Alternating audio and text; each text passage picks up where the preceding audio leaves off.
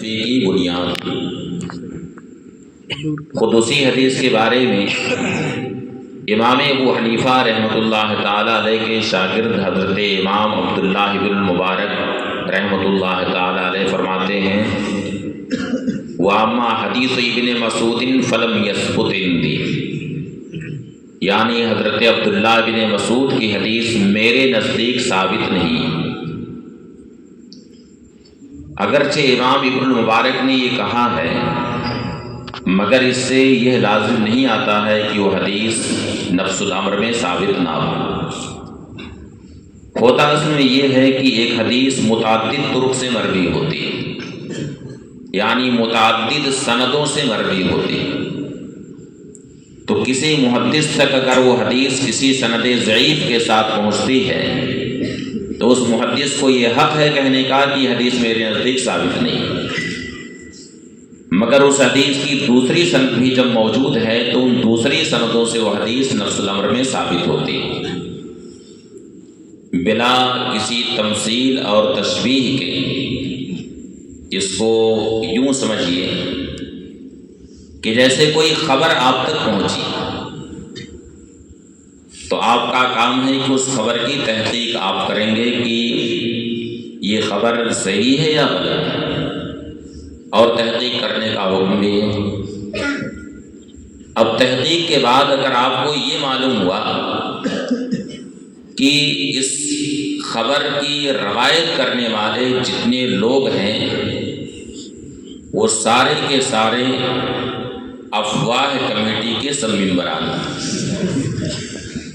Propaganda committee کے سب ممبران ہیں،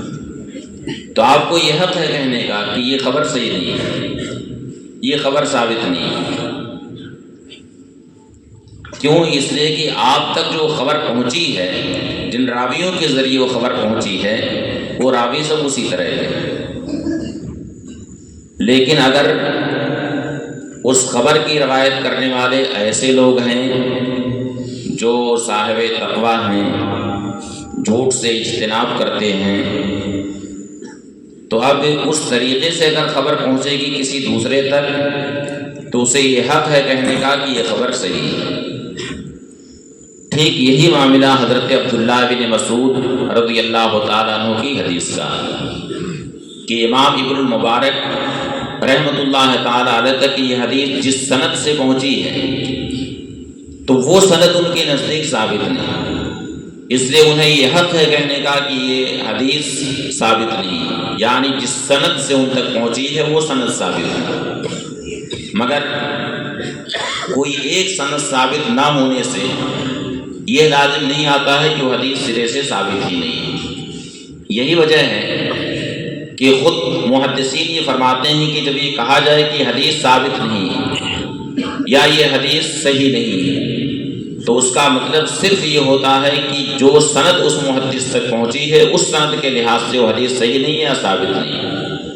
مگر اس سے یہ لازم نہیں آتا ہے کہ دوسری سندوں سے اور دوسرے طرق سے بھی وہ حدیث ثابت نہ ہو۔ اور حضرت عبداللہ بن مسعود رضی اللہ تعالیٰ عنہ کی حدیث یقیناً دوسرے طرق سے ثابت ہے۔ یہی وجہ ہے کہ خود امام ترمذی رحمۃ اللہ تعالیٰ علیہ نے اس حدیث کی روایت کرنے کے بعد پھر آخر میں خود ہی یہ فرما دیا ہے کہ وَهَذَا حَدِيثٌ حَسَنٌ، یہ حدیث حسن ہے۔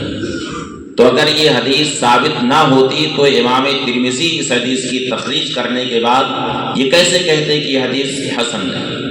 اور اس پر فلاں نے عمل کیا۔